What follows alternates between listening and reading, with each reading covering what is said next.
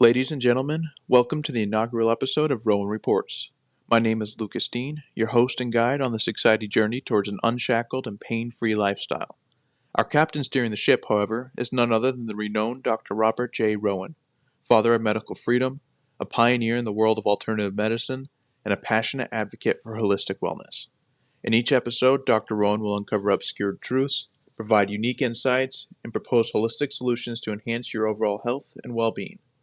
We have a stimulating lineup of episodes in store for you, including some truly eye-opening conversations with distinguished guests from all walks of life. Today, we'll start where all great stories begin, at the origin. Dr. Rowan will share his personal background and experiences, providing you a glimpse into the journey that led him to become a fervent defender of alternative medicine and medical freedom. I encourage you all to listen with an open mind as we venture into this exploration of health and freedom. The pursuit of knowledge requires openness to diverse viewpoints, so join us as we dive into this intriguing world together. 3, 2, 1, we're live. Ladies and gentlemen, thanks for tuning in. To our listeners on Spotify and associated platforms, and our viewers on YouTube, I'm here with Dr. Robert J. Rowen of Rowan Reports. Dr. Rowen, thank you for coming on the show and imparting us with some wisdom. I'll let you take it away here. Just give us a little bit of introduction about yourself. Okay, thank you. Well, I have what most people would consider good medical credentials. I attended medical school at the University of California, San Francisco from 1971 to 75. I went to medical school wanting to learn to heal people, and I was really disappointed, I have to tell you. UCSF is considered a premier medical school. But by my third year, I got depressed, and I'm not a really depressed person. I got depressed because I just felt I was being trained to be a pimp for pharmaceuticals. And I almost quit. Came real close. But I decided since I had 3 years in, I'd stick it out. I'm glad I did. I promised myself I would do everything I can not to use pharmaceuticals. I was an environmentalist, I still am, and I saw that what we were doing to patients is exactly what we're doing to the planet. We're poisoning the planet with chemicals. We are poisoning our patients with pharmaceuticals, which are chemicals. And they become dependent upon them. It doesn't heal them. It doesn't encourage their body to heal. It makes them dependent upon the chemicals, mainly to suppress symptoms. And I've devoted my life to finding options around that. And could you give us a little bit of background about where you're from? What prompted you to get into medicine? Most of my life, I wanted to be a dentist. I went to college at Johns Hopkins University, where most of the students were pre-med. And I had decided after spending a month in a science camp in the mountains of West Virginia, and I discovered nature, that I wanted to go out and work in the woods and trade my services for chickens or vegetables or whatever. Well, part of that happened. I became a physician. I didn't go out to the mountains. I did go to Alaska for 22 years, and I became a vegetarian, so I couldn't trade for chickens. But I did become a physician, and due to what I just told you earlier, I entered into alternative medicine. And I started that in 1982 while I was working for the Indian Health Service in Anchorage, Alaska. I spent a total of 5 years in the Indian Health Service, 1 year in the desert Southwest. I became a family physician, did a residency, and then went to Alaska, and I worked in the Indian Health Service for 4 years. And when my ideas of medicine were not well accepted by the doctors at the hospital, though very accepted by the patients, I decided it was time to leave, and I went out on my own, starting with acupuncture. And then I went into nutritional medicine, chelation therapy. In 1986, I started ozone therapy. which I've been doing longer than anyone that I know in North America. And then one thing led to another. I love acupuncture, but I let that go because there's plenty of other acupuncturists out there.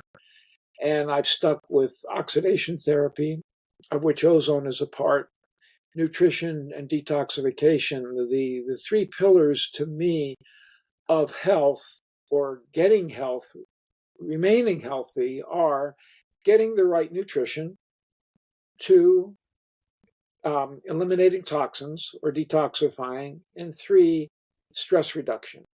Everything else is secondary to that, even your genetics. Your genetics are important, especially if you have a major genetic condition. But most genetic conditions can be modified by detoxification and proper diet. Can you provide a brief, high-level overview? I'm sure we'll get into this later on in a little bit more detail, but can you let us know, for those who may not be aware, what chelation therapy is, what ozone therapy is, what oxidation therapy is? Yes. Well, the first discipline I got into that was alternative was acupuncture, as I mentioned. And I learned some acupuncture when I was in my medical residency. And I had a trainer. And while I was in the Indian Health Service, I went to a very intense training in New York. And I loved it. By 1986, I learned about chelation. Chelation therapy involves the use of a molecule called EDTA, which acts as a claw. And let's say that this is a toxic atom of lead. EDTA grabs it and it hauls it out of the body and it detoxifies you.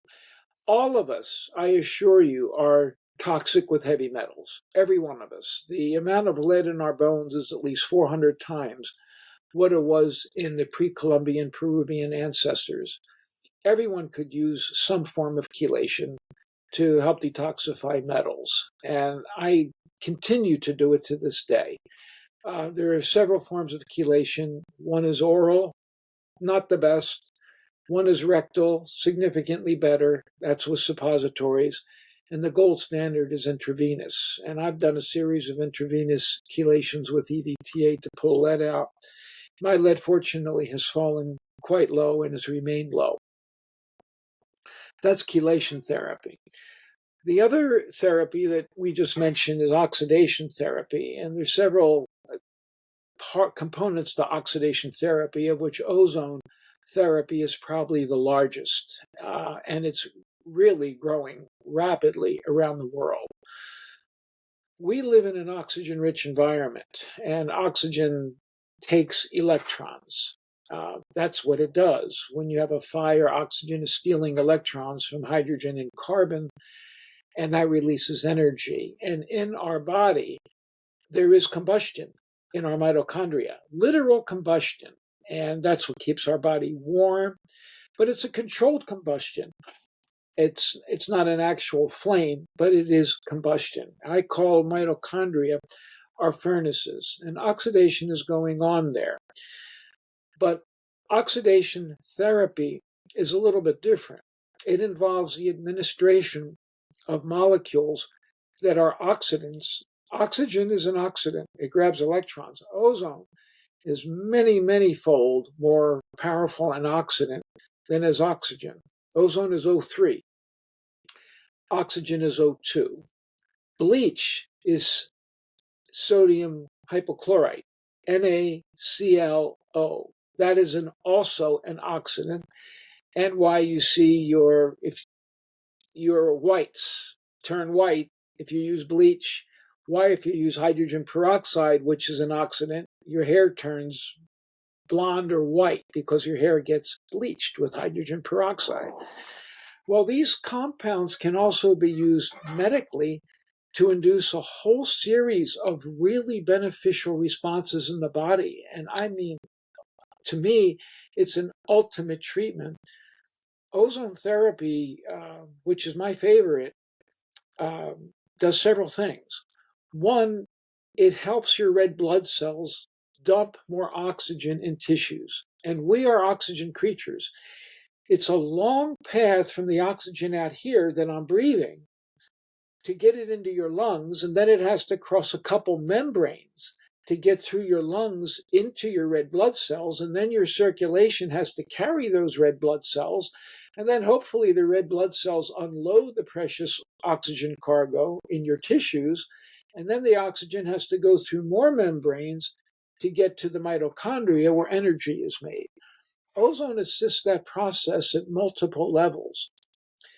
Ozone improves red cell flexibility, meaning red cells, which are larger than capillaries, here's your capillary.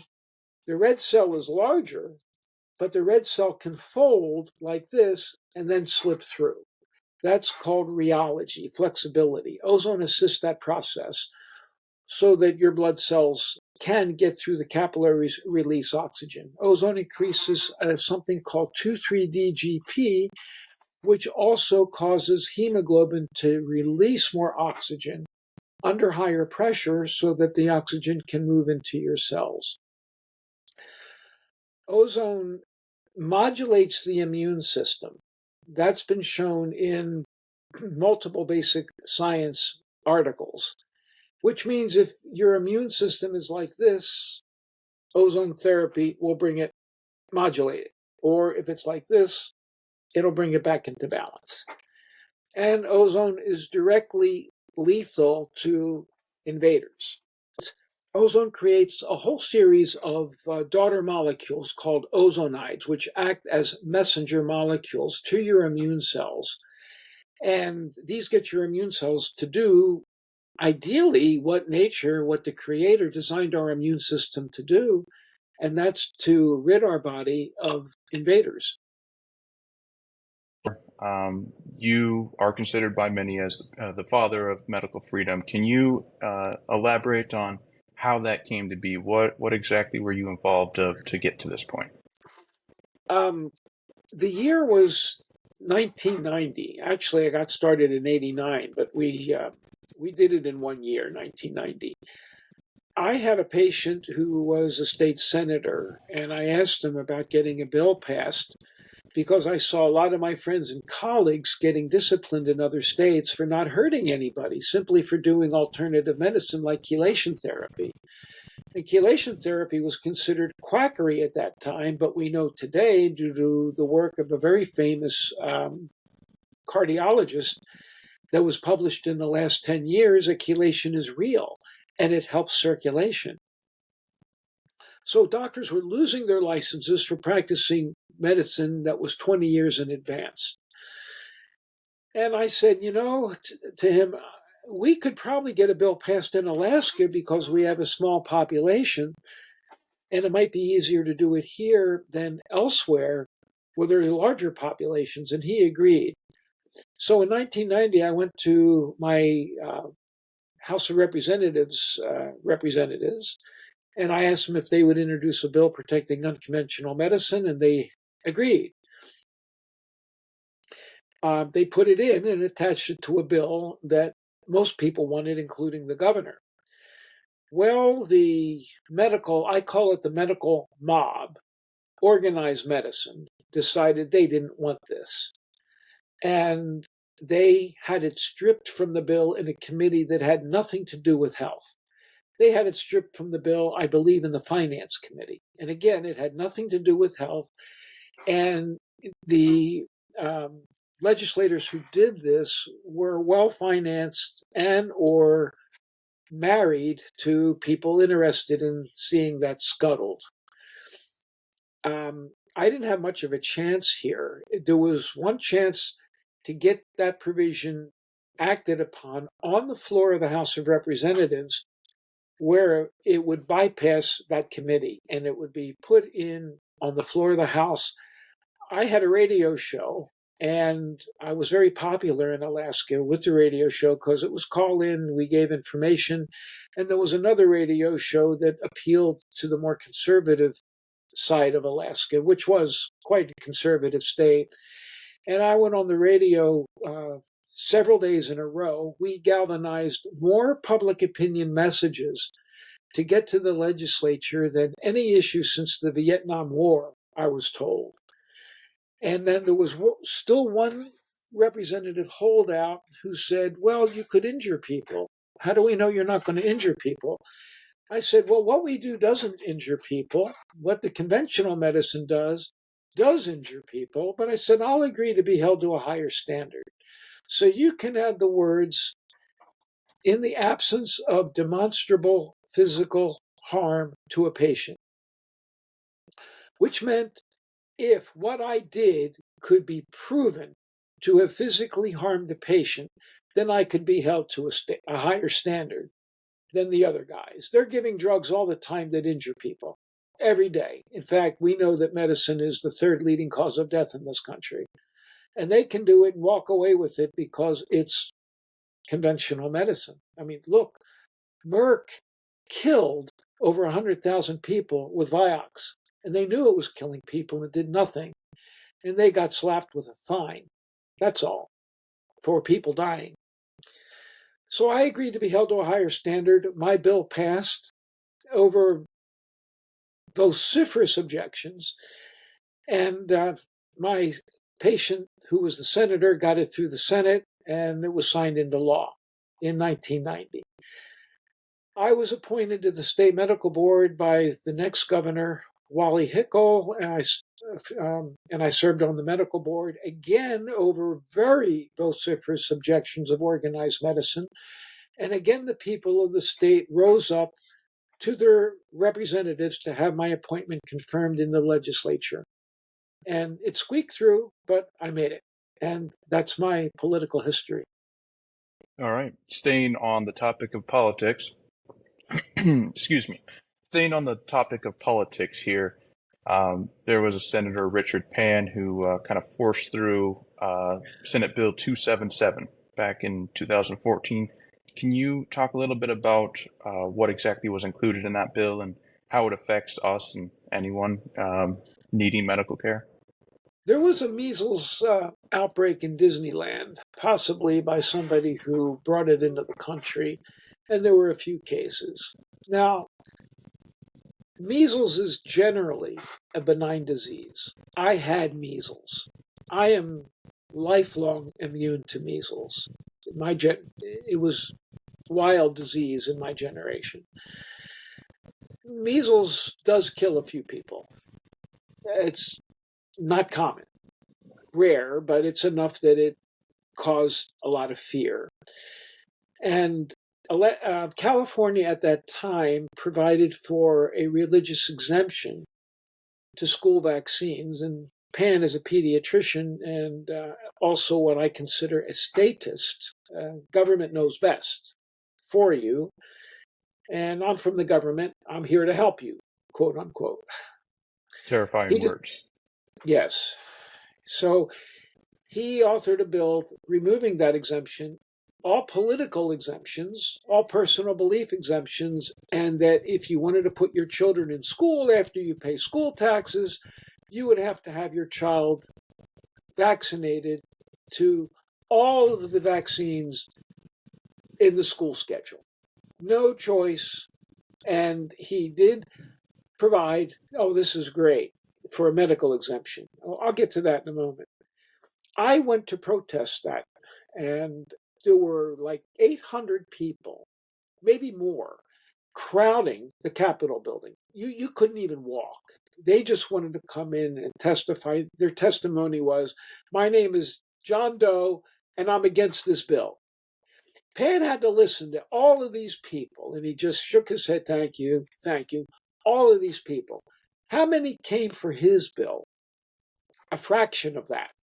And most of them were in the medical industry. So our people didn't count. His people did. He didn't care about the will of the people in this, and he railroaded this through, and it passed. There was a position in the bill for a medical exemption. At the time, he thought that we should be given discretion to look at a child and say, you know, you have some risk. You had a reaction to a previous vaccine, or your brother is autistic, or something, or maybe you have other risk factors. So a lot of doctors started providing medical exemptions, which he guaranteed would be untouched.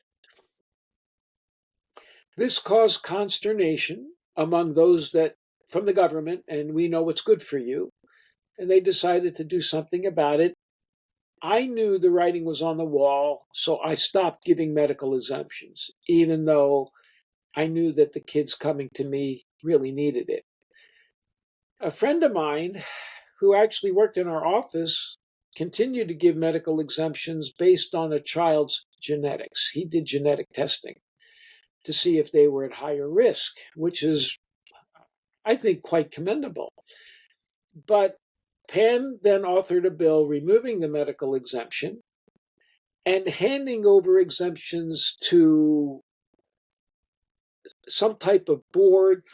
I don't know exactly, but it could be hundreds of miles away from where that child and his physician were. And then an application could be submitted to that board for an exemption, bypassing the doctor, bypassing any local analysis, and these would generally be denied because the one place where you could get an exemption is if the child had anaphylaxis to the vaccine. So if the child had anaphylaxis, then you could get a waiver. But if the child had some other injury, no. If the child's brother had autism from a vaccine, no. Anaphylaxis was it. So my friend lost his license. He fought it, lost his license, and the medical exemption in the state of California was destroyed by the man who promised that we could have medical exemptions. This is politics in real time. In that bill, there was some sort of inclusion regarding medical misinformation, right? He authored another bill a year or two ago with COVID. And this bill was to empower the medical board to take your license if you give, quote, medical misinformation, end quote, regarding COVID. Now, I could be, and I'm not saying this out of ego, I believe I was a couple years ahead of the times with COVID. You've heard of America's frontline doctors, you've heard of Peter McCullough and other people, and I thought like they thought and like they still do think, and that there were real problems with this vaccine. I let people know this. Well, Pan thought again, government knows best, and if you don't toe the party line, meaning what some nondescript entity says is truth about COVID, you don't even know who it is saying or what they're saying. It's just called misinformation. And so somebody could come, or the board then, with his law, which passed over vociferous objections from the public. It passed. So that I could give you information that violates what CDC is saying, but who is CDC? Who are they representing? Who is in there giving this information? And it could be misinformation itself because there could be research that's been published showing that we're absolutely right, but they haven't accepted it. So this was political theses to the core. To me, this was one of the most heinous pieces of legislation I've seen come out of government because this was all politics. And to me, it was evidence of a greater evil that is perpetrating the medical industry. And I don't like to call it the health industry. I like to call it, and I don't even like to call it the medical industry. I prefer to call it the disease maintenance industry because that's all we're doing. I've offered it at meetings for the public and professionals alike. I would go into my wallet and I would pull out one of these $100 bill, and I'd say, I will give this to the first person who can name me a single synthetic petrochemical pharmaceutical that cures a disease, with the exception of antibiotics. Leave antibiotics out. And actually, they don't really cure a disease either. If you don't have an immune system, the antibiotics aren't going to work. But leave out antibiotics. No one's been able to answer that.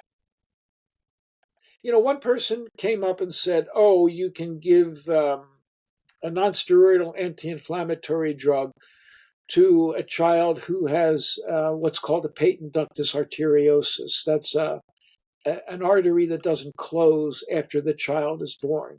That's true.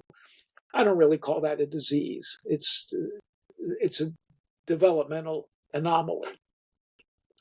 So he claimed it, and I decided, all right, I'll give this to your charity. But he didn't come up with any drug that cures a disease. There just aren't any. So that's why I call this the disease maintenance industry. It's not a health industry. And there's no such thing as health-based medicine. I mean, think about it. Suppose that you could take a pill that actually cures high blood pressure. How many bazillions of dollars would pharma lose in people not needing to take daily drugs for blood pressure? I mean, pharma has you bamboozled to take cholesterol-lowering drugs for the rest of your life. And those drugs are poisonous. They're poisoning an enzyme that your body needs to make cholesterol, which is an integral part of the cell structure of your body. So you could take this drug, and believe it or not, the statin drugs, it can damage your mitochondria. Or worse, if it poisons your brain's ability to make cholesterol, maybe it can induce some dementia, because the brain is heavily dependent upon cholesterol to build its cell membranes. So all of these drugs are designed for long-term use. One reason why we're not seeing development of antibiotics is that's the one good place pharma has. I'll have to give them credit. Antibiotics have been used to cure disease, to infection, but they're short-term use. They're not permanent use. Pharma's more interested in giving you a drug that you're going to have to take the rest of your life, and you're going to be you're going to be bleeding out of your wallet till you die. Antibiotics are failing because they're not paying attention to what germs really do. If you put some germs into a culture and you add a small amount of antibiotics to it, the germs rapidly mutate and they become resistant to it. And you can see this. There's an actual study done, a movie of the germs moving from one culture plate to another, like there's connections between two culture plates. So one has a low level of antibiotics, the germs thrive. This one has a higher level of antibiotic. And after this one becomes resistant, they can move into the next one and survive the higher level, and ultimately till they become totally resistant. So antibiotics are driving the resistance of bacteria to the drugs, and no one is paying attention to what God gave us to fight bacteria. And when I say no one, I'm referring to pharma. That's what we do. The guys like me who deal with ozone therapy or ultraviolet blood irradiation therapy, that's another oxidation therapy. High-dose intravenous vitamin C therapy is also an oxidation therapy. There's several of these spin-offs of oxidation therapy that have similar properties and can stimulate infections to heal without antibiotics. In fact, ultraviolet blood irradiation therapy was a mainstay in this country in the 1940s.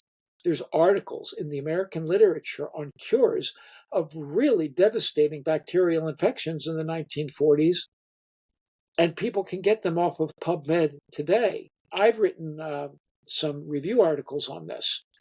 and that people can go to my website and see them. So 3 generations ago, they were curing lethal bacterial infections, not with antibiotics, but with oxidation therapy in this country. Then when antibiotics came along, it was easier to give a pill, and these therapies got tossed by the wayside. So you mentioned the medical mob earlier. I don't think it's unarguable that a large swath of everything that goes on in our lives is controlled by some sort of uh, leadership group, mob-like organization. You wrote a book that kind of alludes to this in terms of currency, titled "They Own It All, Including You by Means of Toxic Currency." Can you explain what you write about in that book, your motivation for writing that book? Yeah. My motivation for writing the book came from my co-author. His name is Ronald McDonald. That's his real name. And I was trying to understand how a government that was granted limited powers became so malignant. The powers just metastasized and grew exponentially, especially with President Roosevelt and subsequently, and the government continues to grow and metastasize. And he said to me, "It's the currency." I said, "Explain." "Well, I held this bill out to you earlier, and now I'm just going to hold a $1 bill out to you. And what does it say at the top?" It says Federal Reserve note there. Federal Reserve note, right. So this just came out of my wallet. Whose property is this? Property of the Federal Reserve, I'd say. Exactly right. It's their property. And through a long story, it's their product. They actually refer to this as their product. Contrast that to this. Looks And like a gold most coin to people, me yeah, it for is. And those most people have listening never and not seen viewing. one. And I'm going to let you see what's on the back of it. You can see an eagle on the back of it and the word 5D at the bottom for $5. This is an authentic $5 gold piece, and this is real money. The piece of paper that says $5 is not money. It's a debt note. And this is what I came to discover. And they're not dollars. This is, under law, current law today, $5. The piece of paper is not. It's a picture of $5. What would you rather have? Would you rather have an apple to eat or a picture of an apple? I'd rather I have think the apple. I think most would agree substance there is going to be preferred. Right. We're dealing with form, not substance. And the government sees fit to punish us if we don't have substance and form. For example, on our information that we supply to the government, but they can give us form but not substance. Well, we just started connecting dots. That piece of paper, the Federal Reserve note, is loaned to the government. And you can see this in Title 12, Section 411, where these notes are not issued by the federal government. They're issued by the Federal Reserve banks, and the Federal Reserve Bank is privately owned. Most people don't know that either. It's a privately owned establishment owned by multinational banks. They own it. So the Federal Reserve Act was, and I would recommend people read G. Edward Griffin's book, The Creature from Jekyll Island, which explains how this came about, and another book called The Web of Debt. These should be in all American high schools, but they're not, because we now have a Department of Education that's trying to rewrite American history. Well, these books detail how this came about and why. And if you have control of the currency, you have control of the whole country. In fact, the cover of our book says, "I care not who sits on the throne of the British Empire, the man who controls the currency controls the empire, and I control the currency. And that was Baron Nathan Rothschild, the notorious international bankster. So we see the currency as poisoned. It's a debt note. And that debt note is loaned to the federal government, so they have a piece of the action. It's their property on loan to them. And the Constitution says that the federal government can make all rules and regulations respecting its property. Well, they had no jurisdiction within the territorial limits of states. And that's assured in the 9th and 10th Amendments. In other words, let's say this is a state. The federal government's jurisdiction was right out here at the border between this state and the next state to control commerce between the states. It had no jurisdiction inside the state. They got it through this because it's their property. In other words, if you transact in more than 10,000 of these, it has to be reported to the government because it's their property. However, I believe, and you can check the law, that it's currency that's regulated like that. You can't leave the country with $10,000 of currency, for example. That's currency because it belongs to them. I haven't seen it apply to real money. Maybe it does, but I haven't seen it. So I could stand corrected. So the government is involved in every transaction we make because we are using their property or the property they control.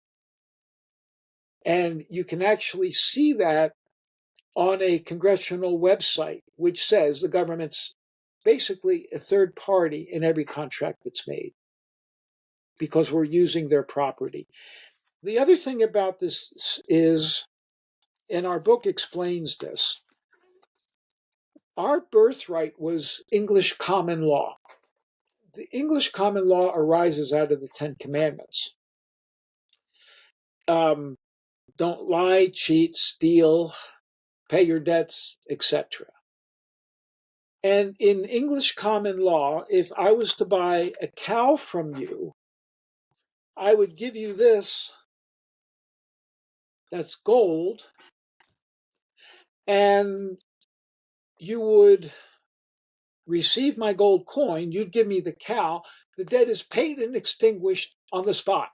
The debt's extinguished. There's no recourse unless someone committed fraud. There's always recourse for fraud. If you lied about your cow and it was diseased, I'd have recourse. If I gave you a fake coin, you'd have recourse. You understand what I'm saying? But in an honorable transaction, debt's paid and extinguished. Well, today we don't have such a thing. We have something called a discharge of debt. This is an IOU. This signifies a debt, the Federal Reserve note, at interest, or puts it out at interest, and it has to come back at the end of the year at interest. So let's say they print 1 million of these at 5% interest. At the end of the year, 1,050,000 has to come back. Where does that 50,000 come from? More printing, more debt. This is the most corrupt and evil thing that's ever been perpetrated on the world. I heard recently that the COVID scamdemic is the greatest evil that's ever been perpetrated on the world. I have to agree medically. I think this is even a greater evil because this has compelled all of us into what we in our book call serfdom. We are serfs on the plantation of the government, which is the plantation of the banksters. So when I give you this for your cow, I gave you an IOU. I didn't pay for your cow. Am I making sense? Yes, and again, for those listening without the visuals here, he's referring to the Federal Reserve note, not gold. Right. If I give you that Federal Reserve note, I have discharged the debt. The debt still exists, but it's taken another form or character. This is mercantile law. It's vulgar law. It's admiralty law, mercantile law. The colonies objected to mercantile law. When I was in high school, we learned about mercantilism. That was part of our history class. I don't think they're taught that kind of stuff anymore. But the colonies were being used and farmed by the king. Today, we're being farmed by the bankers and pharma and international corporations. We're being farmed for profit. And a large part of that is being farmed right through the circulation, which is poisoned. Our circulation, our currency is toxic. It's poisoned because it represents debt. No one is actually getting paid. When I was younger, I can remember pieces of paper, like what I'm showing you, that said payable in lawful money to the bearer on demand. Now, that did represent real money.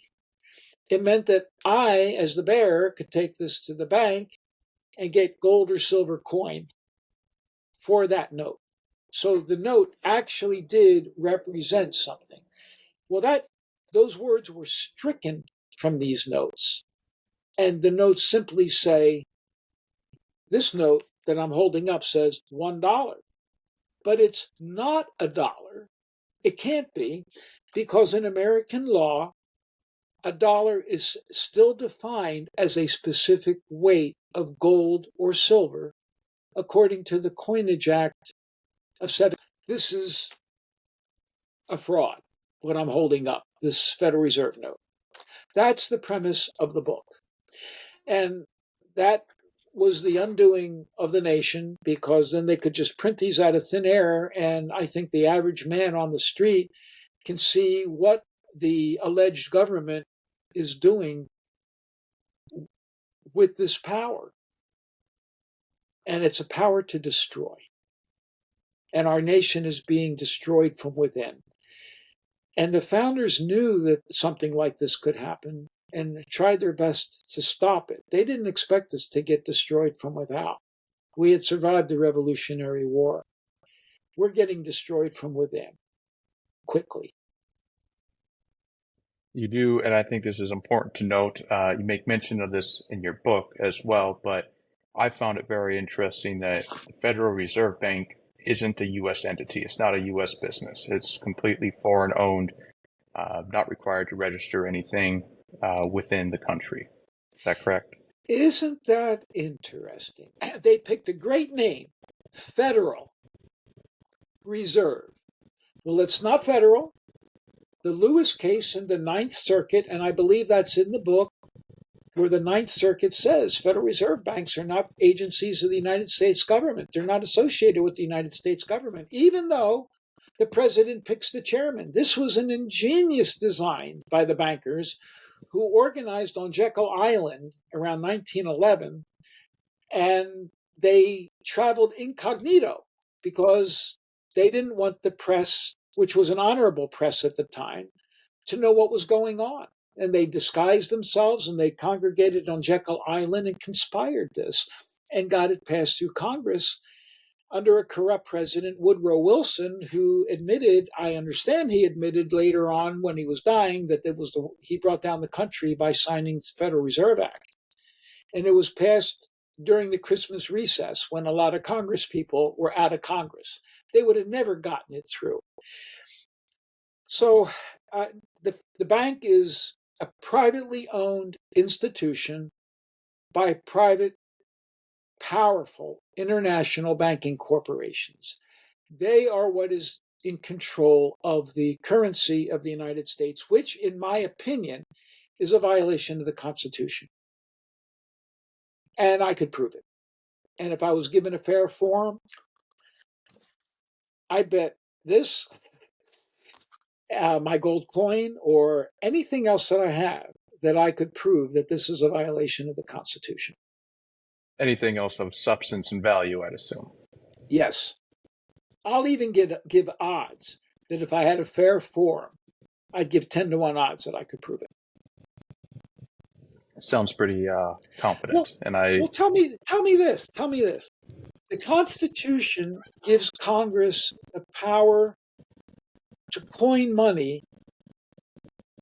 Money at that time was gold and silver, and regulate the value thereof.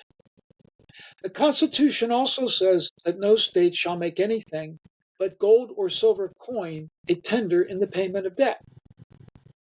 Well, you come to me with your cow and I give you this because I'm forced to give you this.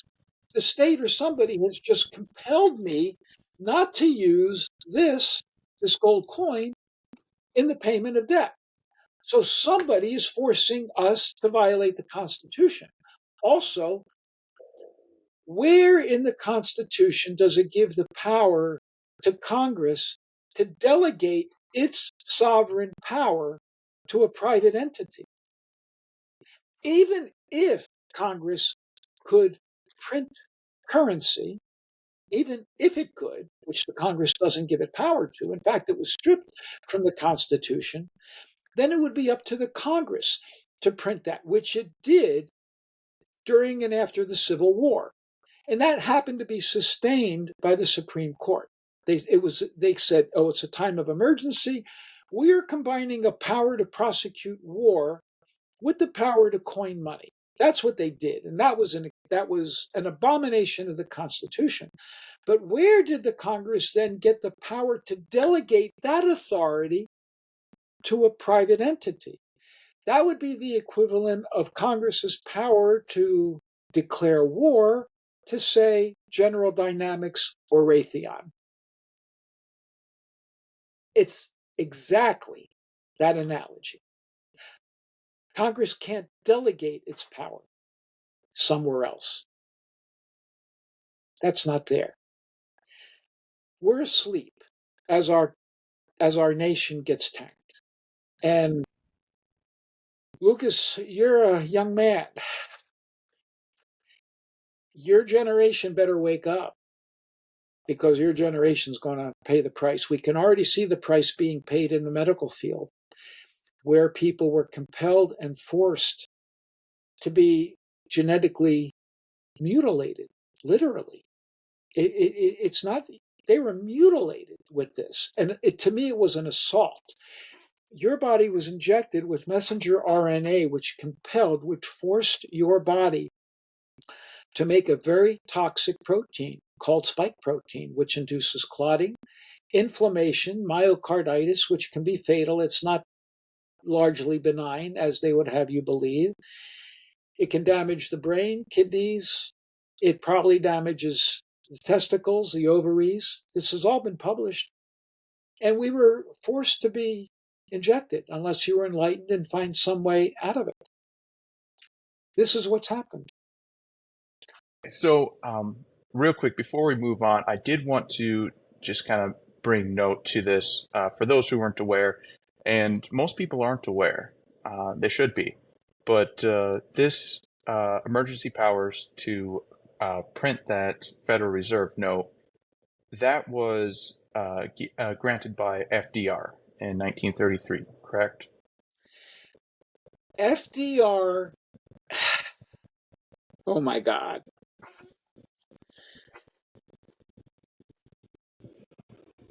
I'm holding up a gold coin for the listeners, a United States $5 gold piece. It's in my hand.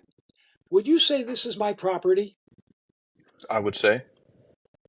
Right. I earned it, we'll say, right? FDR came at gunpoint and declared my holding of that gold coin the crime of hoarding, HOARDING, and criminalized it and stole the money, the wealth of the people in 1933. He took away my property, my gold, my ability to actually pay a debt. And then he replaced it with what I'm holding up now, which is a Federal Reserve note, a piece of debt currency printed out of thin air. So what he did was he took away my solvency, my ability to pay debt, and he reduced it to compelling me to be insolvent. And this is what's in the book. In the common law, if you're a debtor, you have no rights. This is English common law. You're at the mercy of your creditor. You owe him. He owns you. Now, we used to have debtor prisons, literal prisons where you were thrown in prison. Well, we don't have that anymore. We're debtor prisons without bars. We're all compelled to use these debt notes. We're all compelled into debtorship at the hands of an unseen creditor who controls everything. That is the premise of our book. And this emergency act by FDR, this is still in act right now, 80, 90 years later. Parts of it have been lifted. Americans were not allowed to own gold again until Ronald Reagan's time in the 1980s. So parts of it have been lifted, but the currency aspect has not been lifted. In other words, we're still operating under a policy, not law, but policy. House Joint HJR 192, House Joint Resolution 192, that it is public policy to discharge debt, not to pay it. We're still under that right now, and we're discharging debt. They're just printing this out of thin air.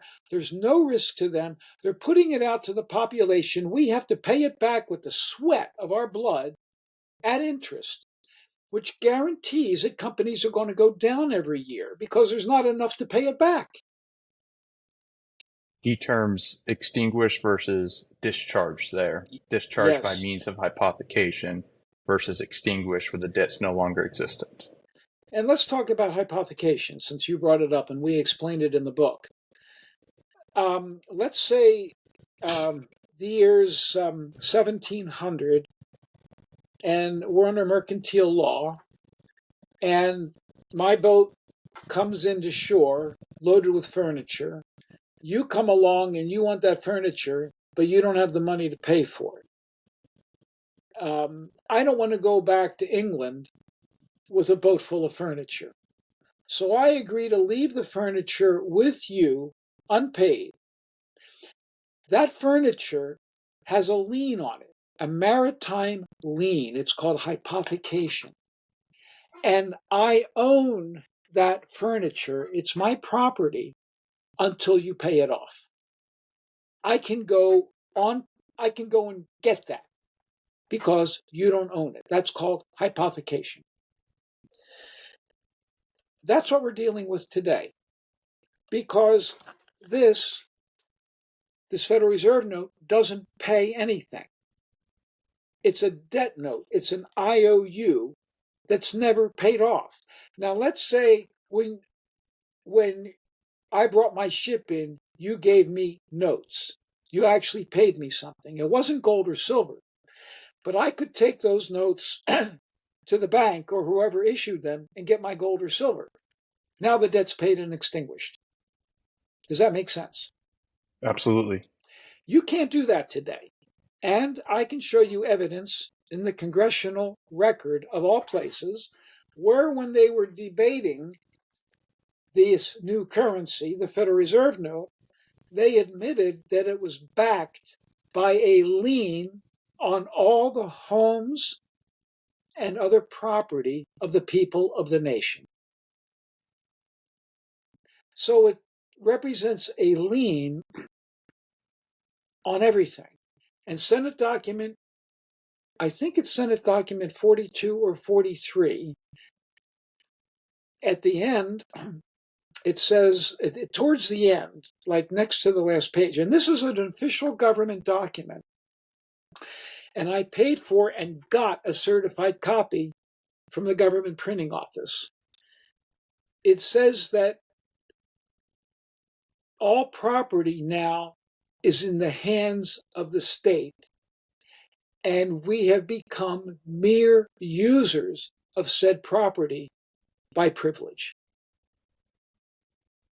And this is in a government document after Roosevelt did what he did. I believe it's Senate document 43. It could be 42. But you could go online and read it, and it'll blow you away when you see a government document, official government document, adopted by the Senate, admitting that you don't own anything. You are a mere user by privilege. So, speaking of non-forthcoming governmental practices here, you mentioned earlier how we are all prisoners in a cell without bars. You spent some time behind actual bars. I did. Can you tell us a little bit about what happened there and how you came to be in the position you were? I'm happy to, actually. I stood up to the government in the 1990s. I challenged some IRS officers for using a civil summons to do criminal investigation. And I made one mistake. I admit it. I filed what's called a lis pendens on them. And that's not a crime, but it's a notice to the public that I have a lawsuit against them. I sued them because I felt damaged that they violated law in what they did. The government decided that was a crime. It was corrupt endeavor to impede. Well, it wasn't, because they had already gotten the information that they wanted, so that part of the problem was over. I sued them because they got what they wanted unlawfully. So they came after me criminally for that, corrupt endeavor to impede. I didn't lie, cheat, or steal. And I decided, because I had small children, I didn't want to take a risk and end up in prison. So I took a plea, and I didn't go to prison. I got 10 months probation. But it was, quote, a crime. And I've learned now that the regulations that they didn't apply to me anyway. So I believe I can undo that, and I still plan on undoing that. They decided to get a double punishment on me from that because I had created an entity, a trust, to benefit my parents who were elderly. And I never got a penny from that trust. And the IRS investigated it and agreed. Their original investigator agreed that I didn't get a penny from that, and it was a legitimate entity. Well, her superiors decided I should be punished more and unilaterally decided to assign all the income from the trust to me, even though I had no access to the property and I never received a penny from it. And I was forced to accept all the income from the trust, though I didn't get it. And then they tried to tax me for it. They wouldn't let me bankrupt it. And years go by and they finally try to collect on it. And then I realized, hey, wait a minute. This is now the year 2010 or 2012. They're coming after me for combined penalty and interest on this that had risen to well over $1 million. And it was mostly penalties and interest, not actual taxes. The trust had been embezzled by somebody who took it over, who was a former IRS officer. And he took it over allegedly to try to help me out. And he kept all of the property, real property. I can prove this. Everything that I'm telling you is in court records and in property records. And people still living to this day would testify to this. I didn't get anything from that trust. So clearly it was taken from me and embezzled. Well, that's called a property loss, a casualty loss. So I filed a return with the IRS for a casualty loss that would have mitigated almost all of the fraudulent claims they were making against me for taxes, and they wouldn't process it. They cited a provision in law saying that, oh, you're beyond the statute of limitations or the filing statute, which gives 3 years from the date of filing. Well, the original date of filing was 2003 or 2004. So if that return had been filed timely, then the deadline might have been 2006. Well, this was, by the time this happened, it was 2010. Well, they cited that provision in law where the applicable provision of law was 3 years from the date you actually filed the return, not the original due date. Did I say that understandably? Yes. Okay.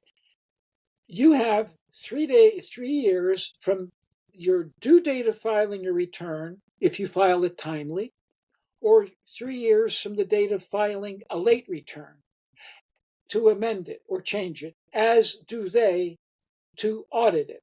So it's fair on both sides. Well, I filed that amended return 4 months after I filed the original return, showing the casualty loss and showing the proof. The IRS wouldn't process it. They just sat on it, wouldn't process it. So I took them to court to force them to process the return on a writ of mandate. The court sat on that writ of mandate and didn't rule on it for over a year. They did nothing. They just sat on it. In the meantime, the IRS is gathering up all of its weapons to come after me. And I wasn't paying it because I had an action in court that would have mitigated it. Well, the IRS finally raided me. And they found that I had some gold coins, and they stole all the gold coins and said, "Ha, you had the resources to pay a lot of this debt. So you evaded taxes. You weren't paying taxes that you owed." The guy who raided me, I said, "Didn't you know I have a case in court dealing with this?" He said, "No, I didn't know that." He might not have raided me, but he didn't know it. He should have known it, but he didn't. And what I didn't know is that to have done this properly, I should have paid the tax and then litigate. So technically, it was a violation of law. I didn't pay the tax that I allegedly owed. I should have paid the tax and then litigate. I was litigating it first. I was delaying the payment of tax, which the Ninth Circuit had said is not a crime. Delaying taxes is not, delaying payment is not tax evasion. But they charged me with tax evasion because allegedly I had the resources and I didn't pay on demand because I had that case in court. Well, they did another really dirty thing. All of this is provable because all of this is in court records. If somebody wants to do a good investigation of me in a movie, I hope they do, because the record is in filed court documents. They fabricated evidence against my wife. They created false evidence against my wife to indict her as well. And she got indicted along with me for tax evasion. Well, that broke me.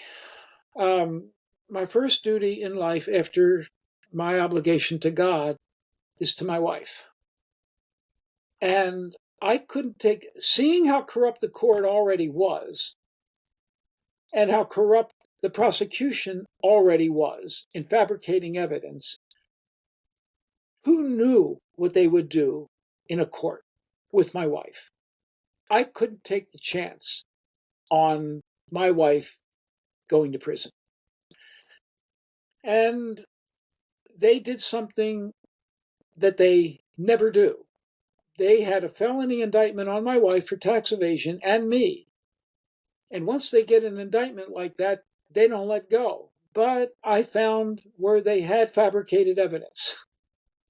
They falsified evidence. And when this was presented to them, they agreed to let her go if I took a plea. I couldn't say no. So I took a plea. She got out the next day. That should tell people something about what happened to me and my honor and my character. And I'm not ashamed of anything. I stood up to the government on 2 occasions. And unfortunately, as somebody once said to me with regard to the tax matter, you're standing up to the king.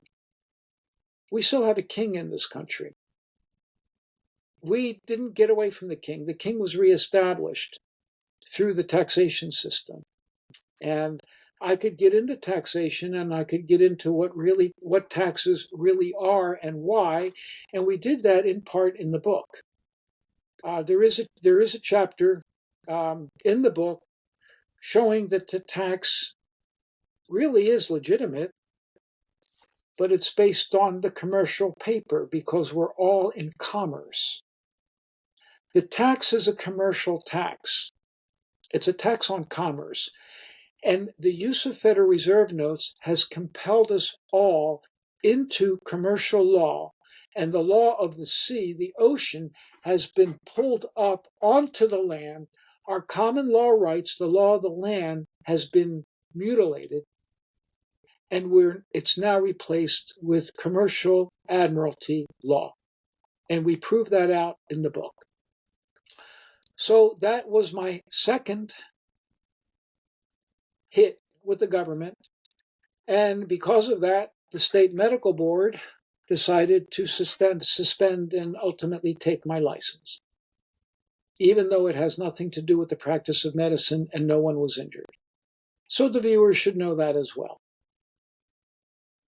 Two clarifying questions on that. First, the IRS rated you, found gold, said you have assets to pay this debt. Would the IRS accept that gold as direct payment for the tax debt? That's a really good question. What the IRS did was it auctioned those coins for Federal Reserve notes and then applied the Federal Reserve notes to the debt. Now, interestingly, when I did this to pay and extinguish the debt, I sent the IRS and the state a gold coin. And the state sent the gold coin back saying it can't accept the coin. It's an invalid financial document. And it returned the gold coin. And that's in the book. Well, wait a minute. You're saying that I owe a debt. I paid you with actual money that is, according to Government Code 6850 and 6852, this is real money of the state, and you're returning it. And the IRS sent me back a letter saying we're going to credit your $5 gold coin with $5 because that's the face value of the coin. And I had a case in court, and this is in the book too, where I attempted to pay the alleged debt in gold. I was the first person since 1933. And by the way, all of this is because I believe I'm an honorable man, and I read the law, and I'm not stupid. I can read and understand what these laws say. So I wanted to pay the debt and extinguish it with real gold. The court denied my payment. In the little footnote at the end, it said that I did not inform the court what value, if any, the gold coin has. What value, if any, I'm quoting, the gold coin has. What monetary value, if any, the gold coin has. And it ordered the clerk to return my payment. At the same time, it said I owed $1 million. Now, this is interesting. What monetary value, if any? Well, it's not up to me to say what the value of that coin is. The Constitution granted that power to Congress to coin money and regulate the value thereof. So what the judge did there was a violation of the Constitution by telling me I have that power. No, the Congress has that power to tell you what the value of that coin is, and it's $5 worth of gold. And the court said, oh, you owe $1 million. Clerk, return that coin to him. I never got the coin back. They stole the money. Someone stole the money. And I never got the coin back, but it's in the record. The clerk was to return the gold while I owed a debt of $1 million or more of these pieces of paper. So to me, that tells me what's really going on in this country. The tax is a commercial tax on the transactions of their property, which they have every right to do because it's their property. They couldn't see the gold coin. And I took it all the way up to the Supreme Court on a writ of certiorari. And I told the Supreme Court, if you sustain this, you're saying that you can't see real, lawful United States money, gold coin, in the payment of debt. And that's in the record too. And they wouldn't take the case. So I have now the court system not seeing the gold coin as having value. And I have the California taxing officials returning a gold coin saying it's an invalid financial document. Something is really amiss here, especially when the Coinage Act of 1792, which is still good law in this country, says what a dollar is. It's a fixed weight of gold and or silver. And I will also tell you that I have a document signed by a very high Treasury official that says that he was asked, are these, Federal Reserve note in my hand, are these dollars? And he said, no, they are not dollars. You know they're not dollars because in the past, at the bottom of it, it used to say $1 in silver payable to the bearer on demand. Well, the dollar was really the silver. The note was redeemable in the money, so it wasn't a dollar, but the dollar was the silver dollar. So we've been bamboozled in the greatest swindle, the greatest crime, in my opinion, in the history of humanity by the banksters. And you can really get a phenomenal understanding by reading the terrific book, The Creature from Jekyll Island and The Web of Debt.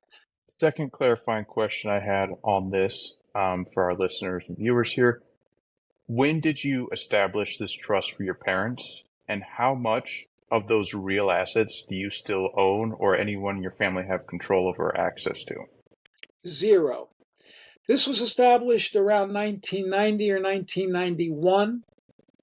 I never got any of those assets. My father got some and paid taxes on it. He got some. But the IRS came, busted it up, and assigned me the debt, and they did not go after the remaining assets, which was considerable. It was real property in Alaska. They could have just taken it and paid off the debt. They didn't. They let him have it, and he liquidated it and kept all the money. Him being the trustee who was assigned The to the trustee, IRS. who was a former IRS officer. Yeah, Now, it's his karma. It's his karma. I've let it go.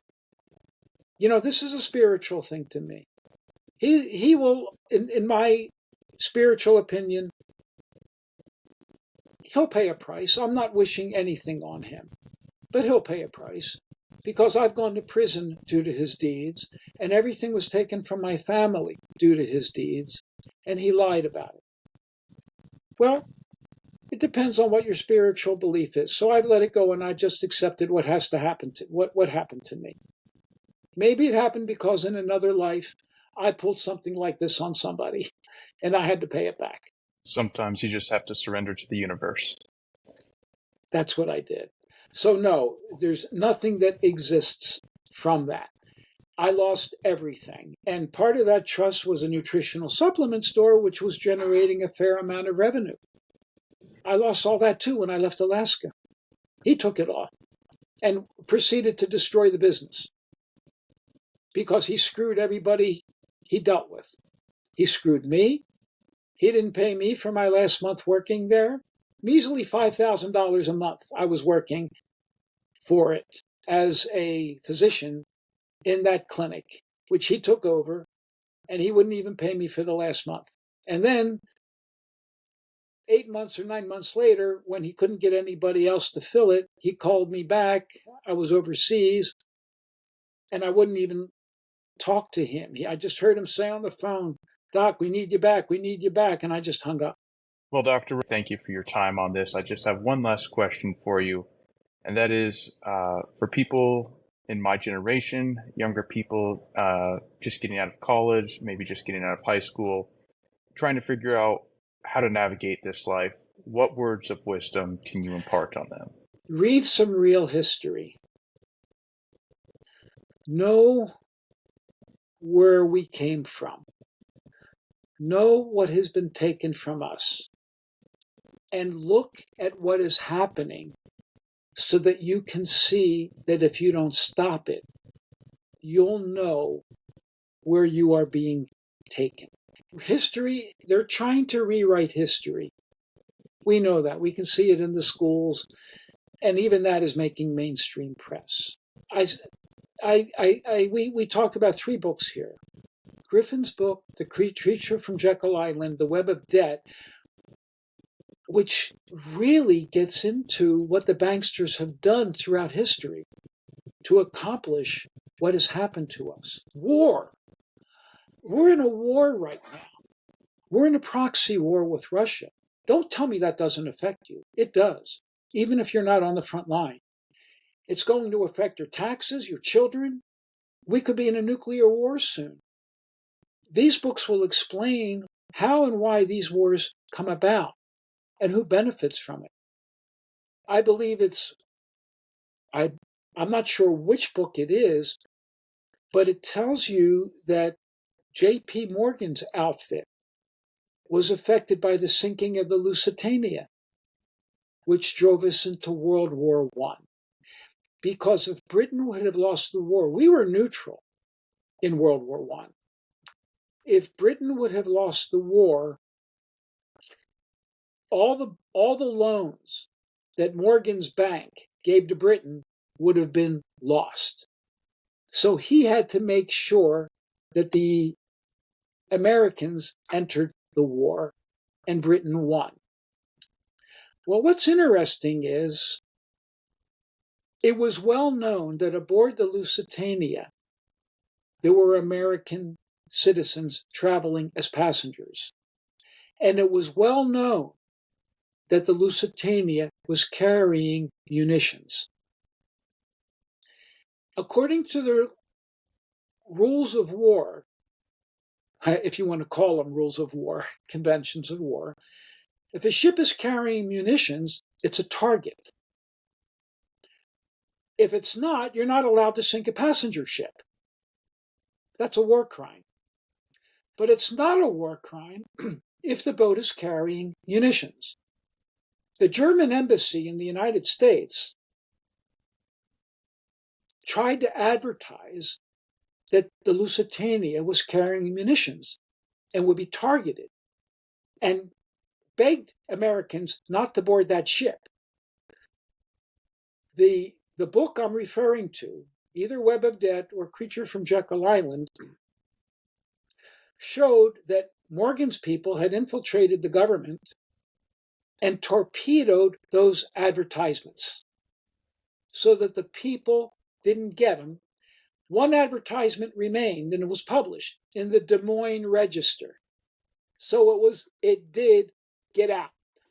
And the German embassy did the right thing, the honorable thing, and told the American public and the government that they were going to take down the Lusitania. The president knew, and they did take it down, but then that engineered our entry into World War I at great cost and death, into a horrible war, and that ultimately led to all of the fallout from that, including World War II. You got to read these books to understand what war is about and why these wars happen. And I believe the proxy war in Ukraine is absolutely no different. Follow the money trail. Who's making the money and who is suffering? This proxy war did not have to happen. There were so many avenues to stop this war in advance or end it right up front with minimal loss to Ukraine. In fact, from what I can read, all Ukraine had to do was to agree not to join NATO. If they had done that, this wouldn't have been there. But instead, you have a guy with big gonads funded by our government, which is owned by the international banksters, who can print unlimited currency that you're going to pay for. and fund this guy with brass balls who's not going to give up an inch and allow his country to be destroyed in the process. Prove me wrong, please. I'm open to being proven wrong. This is what your generation needs to pay attention to, because we are losing our country really, really fast. And I'll close with something that I used to not talk about publicly. I've tried to be a scientist to a degree, although the type of medicine I do is not scientific, it's individualized to you. You're not a study. You understand that. You are you. You're Lucas, and I've got to look at your parameters, not the parameters in a study. But what I call scamdemic or plandemic did to me in seeing an unprecedented coordination of everything, unlike anything I've ever seen in my life. It convinced me that there is a malevolent spiritual force on this planet. I can't see any other way that this could have happened, because you had a coordinated effort of those in charge of disease maintenance or medicine or health at every level. The CDC, the FDA, government officials, a coordinated effort of the press to beguile us, a coordinated effort of the government and social media and the press to snuff us out if we gave, quote, misleading information, which was truthful information, as it turns out. This was coordinated on such a scale that I can't see it any other way than the evil force coming, taking its mask off and saying, I'm here. Now try to stop me. What are you going to do about it? That's how I see it. And I believe that it's loose, it's out there. I am not a Bible thumper, but I can't help but look at this from a spiritual perspective, because the people were beguiled. They rolled their sleeves up and took this vaccine. Yes, they would have lost their jobs if they didn't, because their employers were beguiled and forced to take it and forced them to take it. But it is beguiling. No one came up to them with a gun like what happened in 1933 and said, you're taking the vaccine. They just were told, you're going to lose your job, because everybody was beguiled. And that, to me, is what the malevolent force does. So I hope the people will wake up, because I have to think there's still hope. Wake up, calibrate your moral compass, read real history. Dr. Rowan, appreciate your time. Thanks for imparting us with some wisdom. And I look forward to embarking on this journey with you down the road. Hopefully we can put out many, many more episodes for those who need it. Thank you. I'm hoping that our podcast can cover some really good medical issues, because people need that. They're getting false and misleading information on how to maintain health. They're actually not learning how to maintain health. They're learning how to maintain their disease. That's what's going on. I'm hoping our podcast can get there and teach people a new way of thinking and get out of the clutches of the third leading cause of death in the United States of America, which was published in a major medical journal to be medical treatments. Thank you for listening to this conversation with Dr. Rowan. Now, I would like to leave you with some wisdom by George Orwell. In a time of universal deceit, telling the truth is a revolutionary act.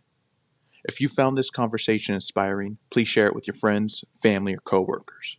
Until next time, stay well.